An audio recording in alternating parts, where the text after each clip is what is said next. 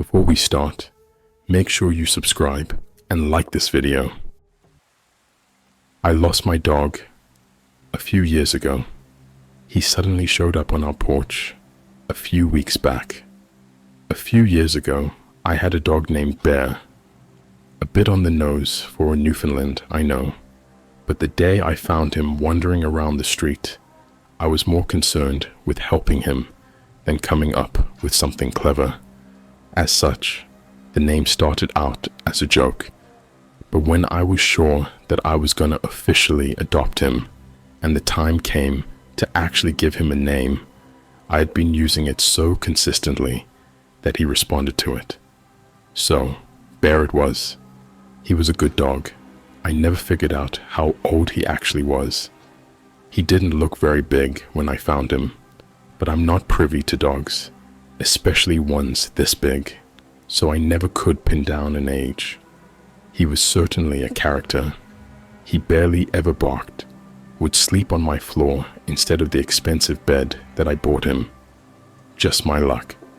And would randomly get explosive bursts of energy that transformed him from a dog into a battering ram.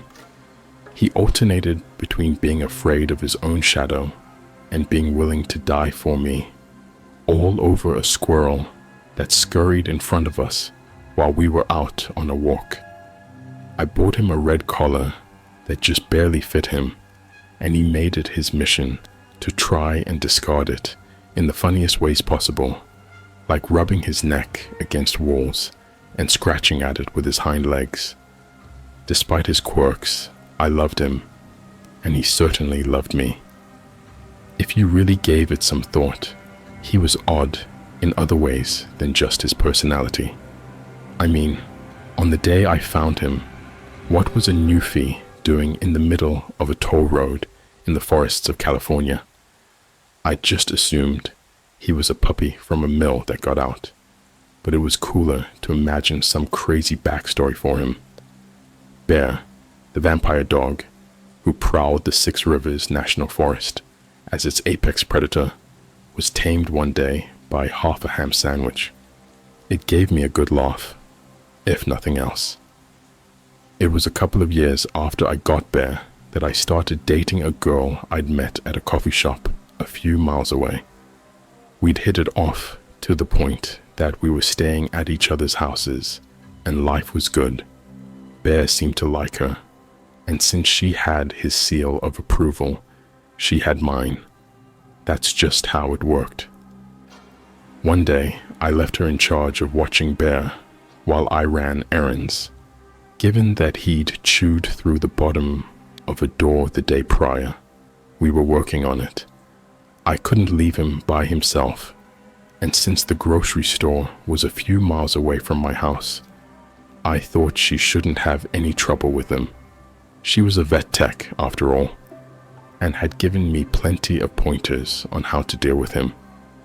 I got back an hour later and found my date on the couch where I left her, watching the next episode of the show we were binging. I was a bit pissed that she went on without me, but was more concerned with where Bear was. When I'd left, he was at her feet, sound asleep. Now, though, he was absent. I searched the upstairs first, in hopes that he was actually using the dog bed for once, but to no avail. I walked back downstairs and into the kitchen, hoping that he was lying on the air vent that he liked. He wasn't there, but I did find something that no pet owner wants to see. The chain on the back door was dangling, ripped out of the wall, and the door was pushed open. My stomach sank as I realized what happened, and I just sat there for a moment before my date walked into the kitchen and covered her mouth. She profusely apologized, and I wasn't really angry at her. Sure, she should have been paying more attention, but I was sure that he didn't get very far. I'd assumed that he had seen a squirrel through the back door and broke out to try to get after it, and hoped he'd tired himself out and was lying in the shade under one of the trees in the backyard. Still, I wanted to do more than just hope. so I grabbed the flashlights I kept in the utility drawer, and we walked out into the backyard, hoping to find him. I lived on the edge of the aforementioned national forest, and Bear and I often went on walks through there. So if he wasn't out back, he was certainly in the woods. I knew the area well, but it was still a lot of ground to cover, and we didn't have a lot of time before it was pitch black. We searched for a few hours, and while I wanted to keep going, she was tired, and regrettably, I was too. We decided that he'd probably be fine for the night, and went back inside, intent on starting a new search bright and early. We spent all of the next day searching. We spent all of the next week searching. Hell, it almost came up on a month, and I was starting to recognize the lichen patterns on specific trees before I had to face it. Bear was gone. I had put up flyers with reward money and scoured every area of the woods from top to bottom. I was heartbroken, to say the least. I kind of shut myself off from the world a little bit after that. I stopped talking to the girl I was seeing. I didn't really blame her, but I couldn't build a relationship on a complete disaster like that. I started working from home instead of making the commute to the office, as even driving down the forested roads that I had spent hot afternoons frantically searching made me a bit queasy. I was a mess, and I didn't get over it for a long time. This all happened a little over 3 years ago, and I was mostly over it by this point. I had since met and married my wife, and we were expecting our first child in a few months. We were still living in the same house. Even if it had some sad memories attached to it, it was still a nice place, and I wasn't willing to give up on it. I had hoped that my new life with my family would help drown out some of the sadness that still stained the place. Part of me still wished that Bear was there to see it with me. Ideally, that would have been the end of the story, or better yet, I wouldn't even be writing this right now. But 3 weeks ago, everything changed. I woke up earlier than I usually would to get breakfast started, as it was a bit of a tradition between my wife and I to make pancakes every Saturday, and it was my turn that week. I was finishing up when I heard it, loud as day, a bark from the backyard. This scared the shit out of me, as it wasn't something I'd heard from the backyard in years. I moved the pancakes to a plate, shut the stove off, and peeked out the window as I was transporting them to the dining table. It sounds cliché, but I nearly dropped the plate onto the floor when I saw where the bark came from. It was Bear, standing in the middle of the yard. He looked remarkably clean, and it looked like he had finally managed to get the collar off. I started freaking out instantly and yanked the back door open before running outside in just my bathrobe and slippers. I expected some fairy tale-esque reunion, with him jumping into my arms and knocking me down because of how heavy he was.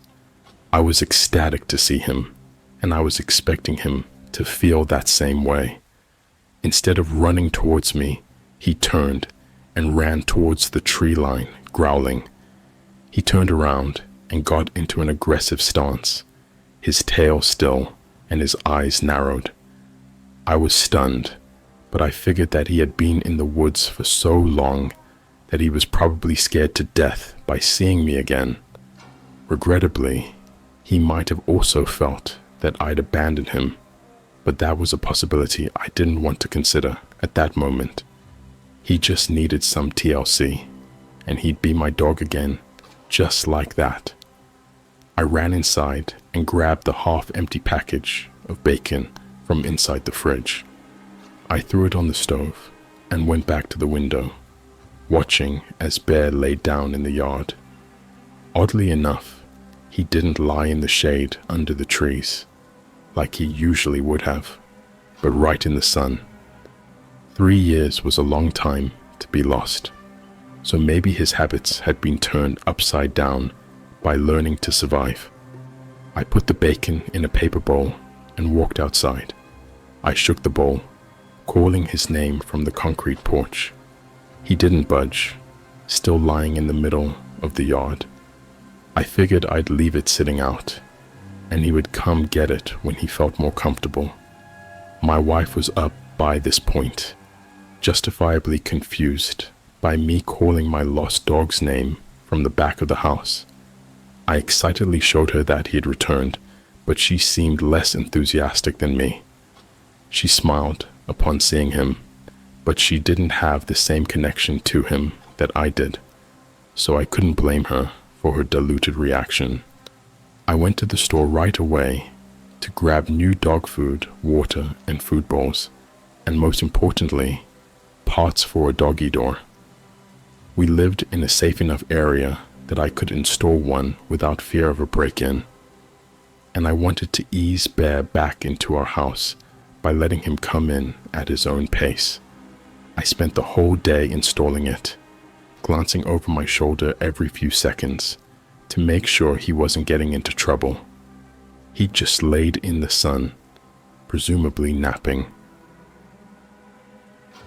The next morning, I walked into the kitchen to see if there were any signs that Bear had been in the house. Sure enough, there was a clump of black fur stuck in the corner of the doggy door, and the dry food I'd put in the bowl looked to be partially eaten. I told my wife as such when she got up, and she wasn't fazed by it, instead grabbing my hand and leading me upstairs back into our bedroom. I hadn't noticed when I got up, but one of the dog bones I'd left on the back patio was on our bedroom carpet, implying that he'd been in there last night, probably guarding us while we slept. My wife seemed a bit disturbed by this, but I was thrilled. To me, this just served as proof that part of my old Bear was still in him. He used to do that all the time, after all. I sat down with my wife that night and started to discuss how we could make Bear feel more comfortable in our home, but she stopped me. She tried to reason that he had spent years presumably lost in the woods and had probably become feral and unpredictable. As much as I wanted to cast those doubts aside and override her, she had a valid point. You don't just spend years stranded and come back the same, human, dog, or otherwise. We met in the middle. If Bear was still hanging around the house in a month and showed signs of improved friendliness, we could try and reincorporate him into our lives. I would do anything to have him back, but I did have a pregnant wife to worry about, so I agreed. In the meantime, we agreed that I'd install a lock on the doggy door so that he or anything else couldn't get inside.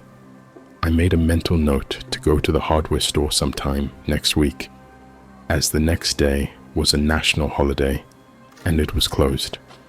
I abruptly woke up at around 2 in the morning and wasn't sure what woke me at first.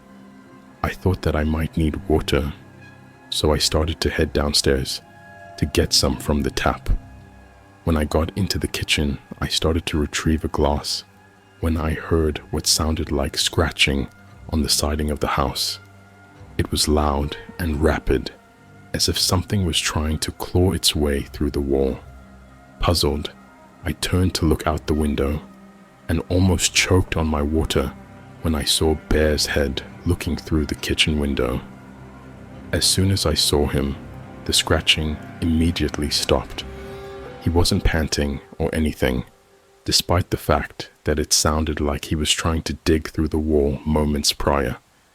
He was just sitting at the window, staring at me. Admittedly, in the moonlight, he looked kind of creepy, just looking at me, motionless. Before I could say his name to see if he would respond with a bark or any other noise, his head quickly sank below the window in one fluid motion.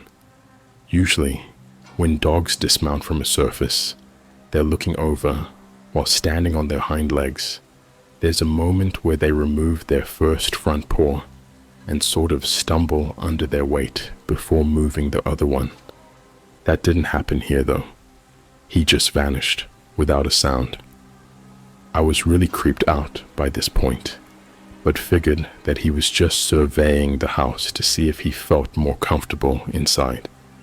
I chalked his weird disappearance up to me being exhausted and it being too dark to fully see him moving. The next morning, I told my wife that I thought Bear was getting more comfortable around us and recounted the events of last night. She seemed a bit unsettled and switched the subject to the doggy door, but I was too excited to take that into account. I told her I was going for a walk in the preserve, put on my running shoes, and left the house. I was about 2 miles into the woods when I came across an open area that I hadn't seen before. Odd, because I knew these woods like the back of my hand, but maybe some campers had come and illegally set up for the night.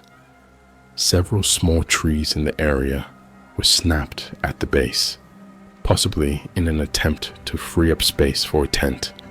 Maybe this had been here and I just hadn't noticed it.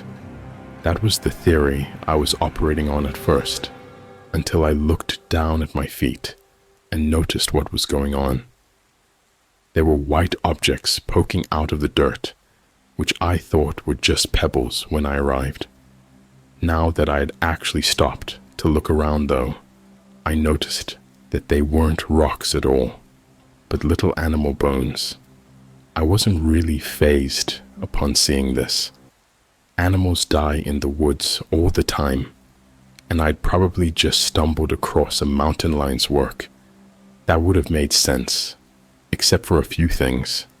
For one, the bones seemed to be arranged in some sort of pattern. It didn't look like any symbol in particular, just a set of interlocking circles. There was no way that an animal would arrange the bones of their prey like this, so I was already weirded out. But then I noticed that as the circles grew larger, so did the bones, to the point that some of them were bigger than my arm. I was sufficiently freaked out now, so I turned and went back the way I came, calling the Park Service's helpline on my way home. They told me that I had probably come across an area frequented by deer, and subsequently predators looking for a quick meal, and that it probably wasn't anything to be concerned about. After I badgered them for a bit and explained the whole pattern thing, they agreed to send someone out to take a look at it, just in case. I was satisfied with that, so I continued home and tried not to think about it. I caught glimpses of Bear in the backyard for a few weeks, but didn't see him for a prolonged period of time until yesterday. I was sitting outside by our fire pit reading when I noticed his head poke out from behind one of the trees lining the path of the preserve. I couldn't see the rest of his body, and that confused me. Pay him any mind. If I chose to ignore him, maybe he'd feel like I wasn't a threat and would be more comfortable around me. At this point, I'd try anything. I looked up again 2 minutes later, and he wasn't at the tree anymore. I figured that whatever he was after jumped out of the tree, and he'd hightailed it after them. So I went back to reading. The snap of a twig, moments later, grabbed my attention again, and I looked up to see his head poking out from behind another tree 50 feet away. He was at a different angle now, but I still couldn't see his body, which should have been impossible considering how fluffy he was. I couldn't tell from the newly increased distance, but I swore I saw a single one of his paws wrapped around the tree, almost like how a person would put their hand around a door frame for stability. I wasn't sure if I was just seeing things, but I wasn't in the mood to read anymore, so I went inside.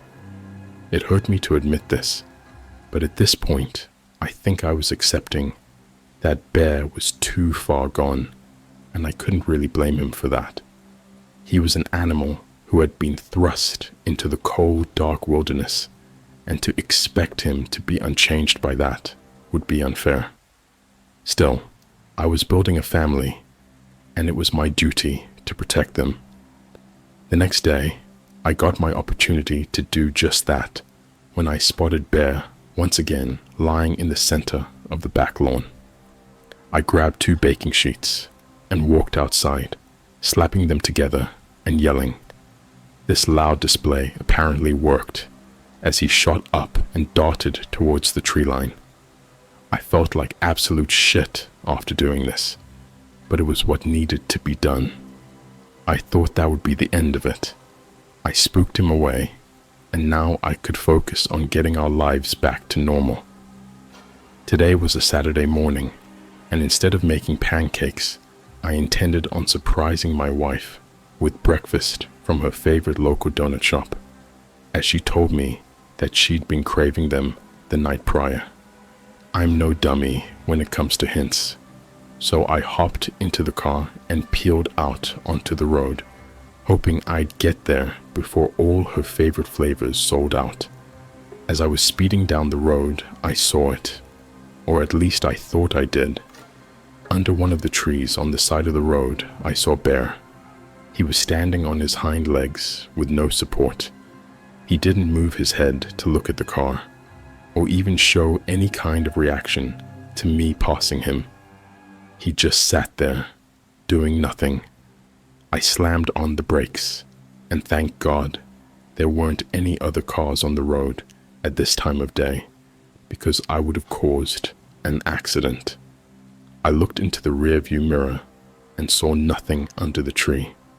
I jumped out of the car, looking around like a madman, and saw nothing. The woods were silent, save for the sound of wind and twigs snapping in the distance. I got back into the car and took a moment before driving again. What I had just seen, I wasn't sure, and I was having a full-blown panic attack as a result. After I took some deep breaths, reason returned to me, and I figured that I was seeing things that weren't there, in dark places in the light of dawn. I resumed driving, albeit at a much slower pace than before. I couldn't exactly focus my full attention on the road. When I got to the donut shop, I was met with a pleasant surprise. In line in front of me was the vet tech that I'd been seeing years ago. Even though we'd stopped seeing each other, we ended on fine terms and didn't harbor any bad feelings toward each other, as evidenced by the smile and hug we greeted each other with.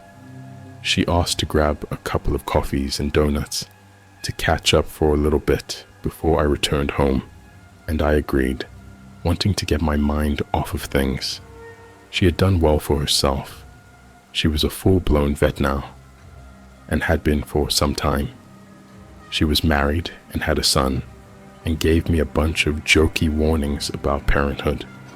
The subject turned to pets, and even though I didn't want to sour feelings between us, I just couldn't keep my mouth shut about Bear.